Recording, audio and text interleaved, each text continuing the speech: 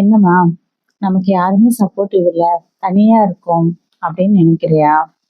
அதெல்லாம் நாமளா தேடிக்கிறது தானே.